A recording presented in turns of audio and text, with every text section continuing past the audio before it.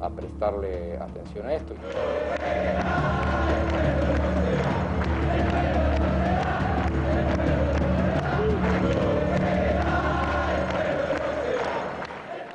Cuando estalla la crisis social, económica y financiera, sobre todo en la Argentina del 2001, Clarín estaba endeudado en dólares en una época donde había una paridad ficticia entre el peso argentino y el dólar de 1 a 1. Cuando esa paridad se rompe, Clarín tenía ingresos en pesos que valían ya mucho menos que los dólares.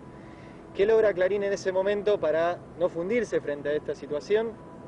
Logra que el gobierno provisional de Eduardo Duhalde impulse y sancione una ley que se llamó Ley de Bienes Culturales, pero que en la jerga se la conoció como la Ley Clarín, que impedía que cualquier acreedor externo se quedara con más del 30% de cualquier empresa que se considerara un bien cultural.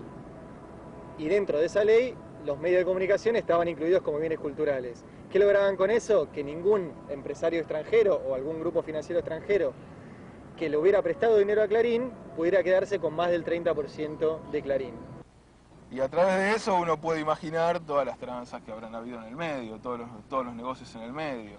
Pero los movimientos piqueteros y la conflictividad social seguían en alza.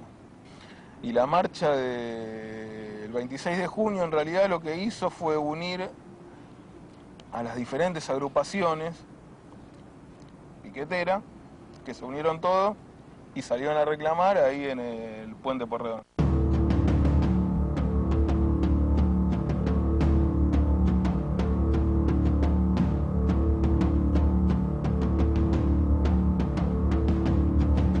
La movilización iba mucho más allá de la comida diaria o del trabajo, era la dignidad.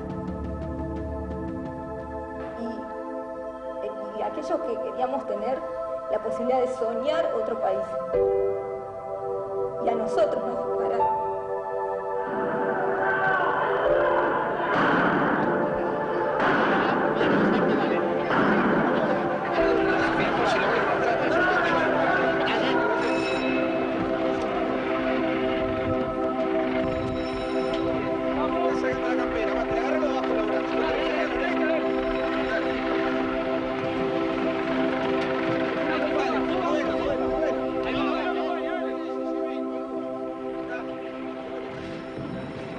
Un fotógrafo de Clarín había ido a cubrir el evento y tenía en su cámara digital la secuencia de fotos que demostraba que Costecchi y Santillán habían sido asesinados por el comisario Francheotti.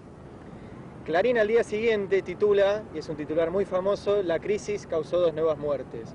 De nuevo, como si fuera una crisis que no se sabe por qué se genera ni quién la genera, como si fuera un fenómeno meteorológico, de repente cae una crisis del cielo. Clarín ha dado su versión y ha dicho que se equivocó, que fue un título desafortunado, que no sabían, y que es lo peor, han mentido y han dicho que no sabían lo que efectivamente había sucedido, pero ellos publican en tapa, debajo de ese título, una foto que se ven todas figuras como fantasmagóricas, que es una del medio de la secuencia, con lo cual ellos sí habían visto la secuencia entera y habían elegido esa foto y sabían efectivamente lo que había pasado. Lo que uno termina entendiendo de por qué Clarín titula "La crisis causó 2 nuevas muertes", si no "La policía asesinó 2 personas", o el gobierno de Duhalde, como podrían haber titulado "Asesinó 2 personas", se entiende también por el acuerdo que tenían con Eduardo Duhalde de acompañamiento político, por distintas razones. Una razón seguramente fue la Ley de Bienes Culturales. Esa es una de las formas de entender ese titular, que es realmente una de las aberraciones más grandes que ha hecho el periodismo desde que yo tenga memoria. Y la muerte de Max y de Darío no fue la crisis, fueron las fuerzas represivas del Estado comandadas por una clase dominante a la cual Clarín representa, y él cuenta la historia desde ese lugar.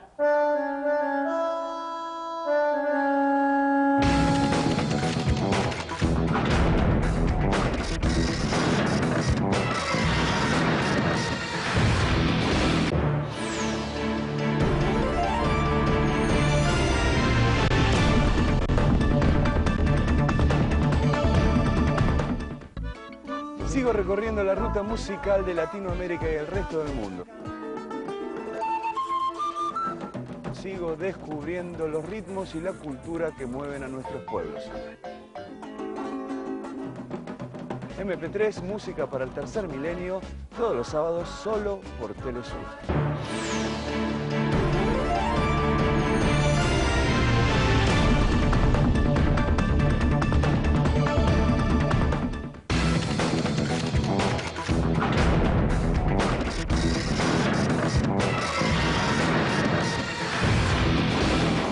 No es necesario hacer un detallado repaso de nuestros males para saber que nuestro pasado está pleno de fracasos, dolores, enfrentamientos, energías malgastadas en luchas estériles, al punto de enfrentar seriamente a los dirigentes con sus representados, al punto de enfrentar seriamente a los argentinos entre sí.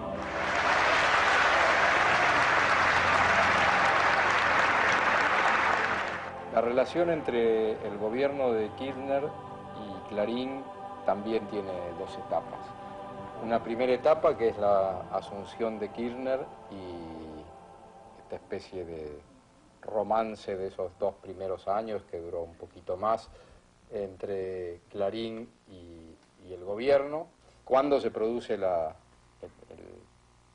ruptura en el 2008, cuando el gobierno decide tomar ya algunas medidas que tienen que ver con tocar algunos intereses económicos para poder redistribuir la riqueza. Y bueno, una de esas medidas que se tomaron fue la de impulsar una cuota mayor al porcentaje que pagaban de retenciones los exportadores de granos, sobre todo la soja. Y en ese momento el Grupo Clarín toma posición, y toma una posición clara a favor de esa corporación agraria, de los patrones del campo, que estaban poniendo en cuestión esta política que estaba impulsando el gobierno. El Grupo Clarín pone toda su artillería al servicio de esta política, es decir, coloca el cable, coloca todos los diarios, coloca las radios, coloca a todos sus periodistas a trabajar en función de, de optimizar lo poco o lo mucho que esta corporación estaba haciendo. Eran de alguna manera el portavoz de la oposición y la portavoz del campo. ¿Y eso qué hace? Hace que se reproduzca el discurso y entonces lo hace mucho más sólido. Fue muy difícil esa disputa.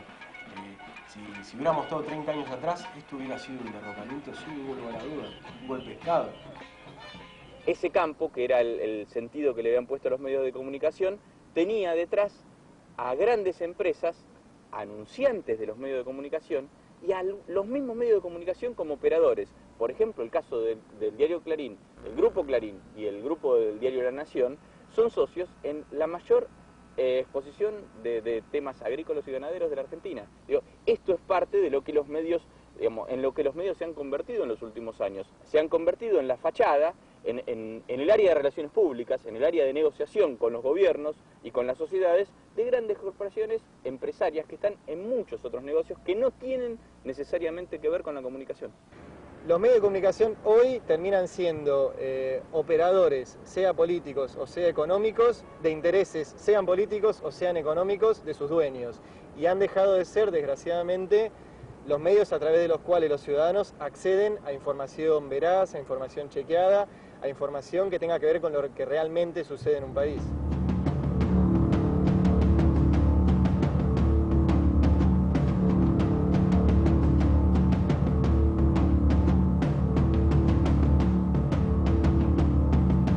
El Grupo Clarín pasó a partir de ese instante a de alguna manera marcarle la agenda a la oposición política y marcársela con un sentido destituyente muy claro, porque era una agenda sin alternativas. O sea, no es una agenda donde yo te discuto un tema para tratar de ganarte la discusión sobre este tema. No, te planteo este tema para desgastarte para que te vayas, ¿no? Clarín perdió toda la chaveta desde el punto de vista profesional, dejó de cuidar las normas básicas del periodismo. A partir del 2008, cuando los velos empezaron a correrse y gran parte de la sociedad argentina vio realmente lo que era Clarín, Clarín empezó a ser una gran mentira, y por eso el eslogan de Clarín miente ha prendido en un gran sector del pueblo argentino. En ese contexto, algo que en el año 2004 había empezado, que eran los 21 puntos por la radiodifusión democrática, grupos de militantes, así como existían los militantes por los derechos humanos, existían los militantes por una comunicación antimonopólica y popular. Néstor Kirchner y Cristina Kirchner le dan envión a esos grupos.